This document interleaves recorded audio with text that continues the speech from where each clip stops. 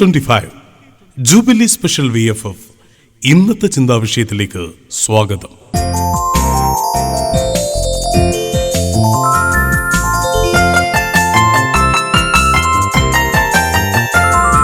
സ്നേഹമുളെ ചക്കരമുത്തി ഉമ്മകളായിരം തന്നീടാ എന്നമ്മേ പൊന്നമ്മേ ചക്കര ഉമ്മകൾ തന്നീടൂ.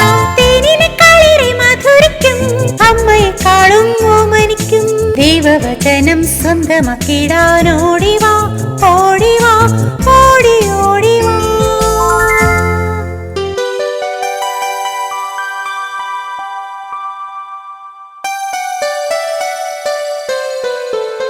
എന്റെ പൊന്നുമോൾക്ക് എന്തൊരു സന്തോഷ. അത് രാവിലെ ഉണർന്നു. ബൈബിളാണോ ലൈവ്? റീച്ച് കൂടുന്നുണ്ടല്ലോ. Yes of course.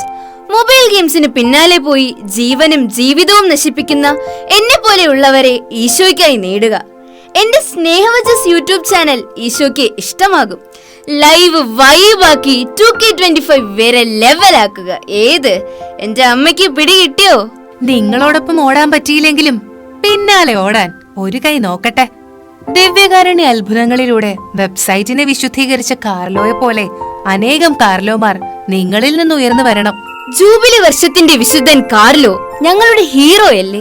ജീൻസും ടീഷർട്ടും അണിഞ്ഞ കമ്പ്യൂട്ടർ അത്ഭുതം സ്വർഗം കീഴടക്കുന്നത് ആഘോഷമാക്കണം. ഡെയിലി റീഡിംഗ് സ്റ്റേറ്റസ് ആക്കുക, ഡെയിലി സെയിൻസ് സ്റ്റോറി ആക്കുക, ഡിവൈൻ സോങ്സ് വെച്ച് റീൽസ് ചെയ്യുക, ഇൻസ്റ്റയിൽ അപ്ലോഡ് ചെയ്യുക. ഇനി ട്രെൻഡ്സിലും ചാറ്റ് GPTയിലും ഒരു കൈ നോക്കണം. എവിടെ തുറന്നാലും ഈശോ വരുന്ന ഫീൽ. ഞാൻ എന്റെ മോളെ പ്രതി അഭിമാനിക്കുന്നു. നിന്റെ പ്രായത്തിലുള്ളവർക്ക് ഈശോയെ കൊടുക്കുന്ന എന്റെ പൊന്നുമോളുടെയും കൂട്ടുകാരുടെയും കൂടെ അമ്മ എപ്പോഴും ഉണ്ടാവും. ചേട്ടന്മാരുടെയും ചേച്ചിമാരുടെയും ഇടയിൽ ഞങ്ങൾ കയറി ഗോൾ അടിക്കും. KCSLനേക്കാൾ ഒത്തിരി ചെയ്യാം. ജീസസ് യൂത്തുകാർക്കും KCYMകാർക്കും. ഈ വർഷത്തെ VFF എല്ലാവരും കൂടി വേറെ ലെവലാക്കും. അപ്പൊ ജൂബിലി വർഷത്തെ VFF അടിച്ചു പൊളിക്കും അല്ലേ? ജൂബിലി വർഷം അതിന്നലെ മറന്നു. 2033 രക്ഷയുടെ മഹാജൂബിലിക്ക് മുന്നൊരുക്കമല്ലേ പ്രത്യാശയുടെ തീർത്ഥാടകർ എന്ന ആപ്തവാക്യവുമായി നമ്മൾ ആഘോഷിക്കുന്ന ജൂബിലി.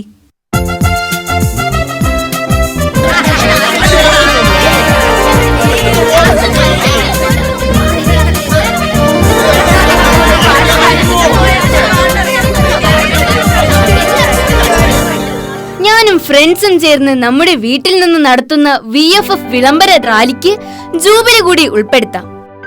ജൂബിലി സ്പെഷ്യൽ VFF വിളംബര rally live. Hello guys, come on എല്ലാവരും ചേർന്ന് നിൽക്ക്. ഇത് ജൂബിലി വർഷമല്ലേ, നമുക്ക് ഗ്രൂപ്പുകളിലൊക്കെ ജൂബിലി സന്ദേശം എത്തിക്കണം. അടിച്ചു കേറി വാ. Okay done. പ്രത്യാശയുടെ തീർത്ഥാടകർ എന്ന ആപ്തവാക്യം ചങ്കിലേക്ക് ഇടിച്ചു കയറണം. ജീവിതത്തിലുടനീളം പ്രത്യാശ കൈവിടാതെ മുന്നേറാൻ വിജയത്തിലും പരാജയത്തിലും മാത്രല്ല, ഏത് ജീവിതാവസ്ഥയിലും പ്രത്യാശ നമ്മെ നയിക്കണം.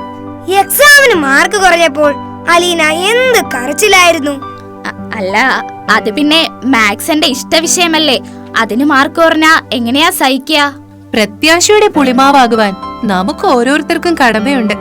വിശുദ്ധ വത്സരത്തിൽ പ്രത്യേകിച്ചും കുഞ്ഞു കുഞ്ഞു പിണക്കങ്ങളിലും വേദനകളിലും പ്രത്യാശ മുറുകെ പിടിക്കണം. വിശുദ്ധ വത്സരം മാത്രമല്ല, ഇനിയുള്ള ജീവിതം മുഴുവൻ പ്രത്യാശഭരിതമായിരിക്കും. ഓക്കെ, നമ്മുടെ ഇന്നലത്തെ യോക്കേബേദ് അമ്മച്ചിയുടെ ധൈര്യം അപാരം തന്നെ. അമ്മച്ചിയുടെ വിശ്വാസമോ ഇന്നത്തെ അമ്മമാർ കണ്ടുപഠിക്കണം. ആ അമ്മച്ചിയുടെ സമയോചിതമായ ഇടപെടൽ തക്ക സമയത്ത് ഉണ്ടായത് കൊണ്ടല്ലേ പഴയ നിയമത്തിലെ രക്ഷകനെ മരണത്തിൽ നിന്ന് രക്ഷിക്കാനായത്. അതെ അതെ, ചേച്ചി മിരിയാമും അനിയൻകുട്ടനു വേണ്ടി തിടുക്കത്തിൽ ഇടപെട്ടു. പ്രസവിച്ച അമ്മമാർ തന്നെ മക്കളെ വലിച്ചെറിയുന്ന ഈ കാലഘട്ടത്തിന് മുന്നിൽ വെല്ലുവിളിയായ മോശയുടെ അമ്മയും ചേച്ചിയും അവർ മോശയെ വളർത്താനായി അനുഭവിച്ച ത്യാഗങ്ങൾ.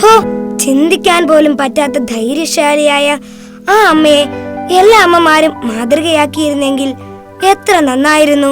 ശത്രുവിന്റെ വീട്ടിൽ, അതും രാജകൊട്ടാരത്തിൽ, ഫറവോ കണ്ടുപിടിച്ചാൽ മരണം ഉറപ്പല്ലേ? മരണത്തിന്റെ മുന്നിൽ പോലും പതരാത്ത യോക്കബദിന്റെ വിശ്വാസം, അനാഥ ബാല്യങ്ങളെ സൃഷ്ടിക്കുന്ന പരസ്പരം വേർപിരിയുന്ന മാതാപിതാക്കൾ അതൊക്കെ കണ്ടുപഠിക്കണം. കൊട്ടാരത്തിൽ വളർന്നാലും കൊച്ചു കുടിലായാലും തന്റെ ജനത്തിന്റെ അടുത്തേക്ക് ഇറങ്ങിച്ചെല്ലാൻ മടിക്കാത്ത മോശയുടെ എൻട്രി അടിപൊളി. പക്ഷേ ഈജിപ്തുകാരനെ കൊന്ന് മണലിൽ ഒളിപ്പിച്ചത് ശരിയായില്ല. നിന്റെ പ്രിയപ്പെട്ടവരെ തൊട്ടാൽ നീയും പ്രതികരിക്കും. യൂത്തല്ലേ, പെട്ടെന്ന് പ്രതികരിക്കും. മാനുഷിക ബലഹീനതയാൽ പെട്ടെന്നുണ്ടായ വികാര വിക്ഷോഭം മോശയ്ക്ക് നിയന്ത്രിക്കാനായില്ല. അതുപോലെ പെട്ടെന്ന് എടുത്തു ചാടി നമ്മൾ തിന്മ ചെയ്യാൻ പാടില്ല. മോശയുടെ ലൈഫിന്റെ സെക്കൻഡ് പാർട്ട് അവിടെ തുടങ്ങി. ആബേലിനെ കൊന്ന കായനോട് ക്ഷമിച്ച ദൈവമല്ലേ മോശയോട് ക്ഷമിച്ചത്? ഉൽപ്പത്തിയിലും പുറപ്പാടിലും കൊലപാതകമുണ്ട്. എന്നാൽ വാക്കുകൊണ്ട് മുറിപ്പെടുത്തുന്നതും കുറ്റാരോപണം നടത്തുന്നതും കളിയാക്കുന്നതും ഒരർത്ഥത്തിൽ പറഞ്ഞാൽ കൊലപാതകം തന്നെയാണ്. ആരുടെ മനസ്സിനെ നമ്മൾ വേദനിപ്പിക്കാൻ പാടില്ല. അല്ല, മറ്റുള്ളവരെ വിധിക്കാൻ നമ്മൾ ആരാ? ശരിയാണ്. ഫ്രണ്ട്സിനെ മാത്രമല്ല, ടീച്ചേഴ്സിനെയും എന്തിന് പാരന്റ്സിനെ പോലും നമ്മൾ ഇരട്ടപ്പേര് വിളിച്ചും അല്ലാതെയും എന്തുമാത്രം കളിയാക്കുന്നു. മാർക്ക് കുറഞ്ഞതിന് എന്റെ ക്ലാസ്മേറ്റ് പ്രമോദിനെ ഞാൻ കളിയാക്കി കൊന്നു. സോറി, ഇനി ഞങ്ങൾ ആരെയും നോവിക്കില്ല. വായിച്ച് പഠിച്ച് ധ്യാനിച്ചാൽ പോരാ, തിരുവചനം ജീവിതമാക്കണം. ജ്വലിക്കുന്ന വചന സാക്ഷ്യങ്ങൾക്ക് തീവ്രതയേറും. ഇസ്രയേലിനെ ഈജിപ്തിൽ നിന്ന് വിട്ടയക്കുക. ഫറവോയോട് ഇങ്ങനെ പറയാൻ ദൈവം മോശയോട് എപ്പോഴും ആവശ്യപ്പെട്ടുകൊണ്ടിരുന്നിട്ടും അതെങ്ങനെ? ദൈവമാണ് അയച്ചതെന്നറിഞ്ഞിട്ടും ഇസ്രായേൽ മക്കൾ പോലും നമ്മുടെ മോശയെ അനുസരിച്ചില്ലല്ലോ. പിന്നല്ലേ ഫറവോ? ദൈവനാമത്തിൽ മാതാപിതാക്കളും മുതിർന്നവരും എന്തിന് നമ്മുടെ ടീച്ചേഴ്സ് പറയുന്നത് പോലും നമ്മൾ അനുസരിക്കാതിരുന്നിട്ടില്ലേ? അതൊക്കെ മറന്നേക്കൂ. വചനം പഠിച്ച് നമ്മളിനി പുതിയ സൃഷ്ടികളാണ്. Jesus bros. ശരിയാ. ഇനിയെങ്കിലും നമ്മൾ മനുഷ്യരിലൂടെ സംസാരിക്കുന്ന ദൈവത്തെ കേൾക്കണം, അനുസരിക്കണം.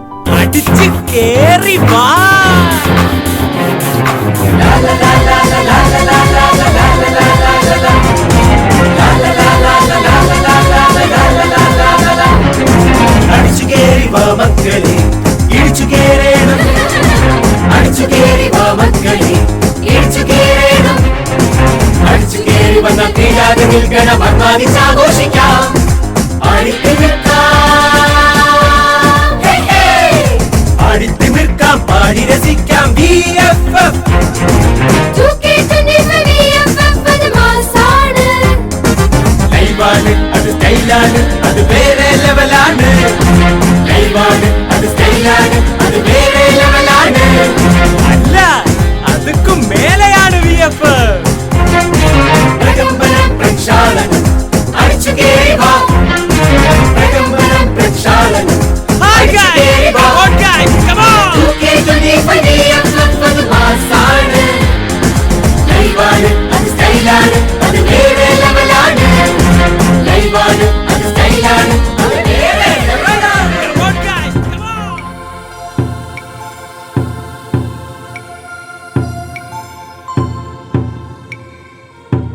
Yes Jesus bros.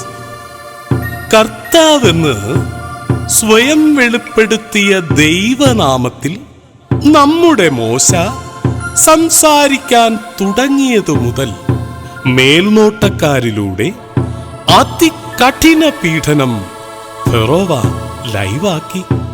ദൈവജനം തളർന്നു വീണുകൊണ്ടേയിരുന്നു. തന്റെ ജനത്തിന്റെ കണ്ണീർ തുള്ളികൾ കണ്ട് അലിവ് തോന്നിയ ദൈവം ഇറങ്ങി വന്നു. അവരുടെ അനുദിന ജീവിത ദുരിതങ്ങൾ കണ്ട ദൈവം നമ്മുടെ ജീവിത പ്രശ്നങ്ങളിലും ഇടപെടും. തളരുമ്പോൾ താങ്ങാകും. ദൈവം ഫറോവയുടെ ഹൃദയം കഠിനമാക്കിയ ആ നാളുകളിലേക്ക് ഒന്നെത്തി നോക്കാം. ഒഴിയാ ബാധകളുടെ പെരുമഴക്കാലം ഒന്നിനു പിറകെ മറ്റൊന്നായി വന്നെത്തുന്നു. ഒപ്പം കടന്നുപോകലിന്റെ അനുഗ്രഹീത നിമിഷങ്ങൾക്കും നമുക്കിന്ന് സാക്ഷികളാകാം.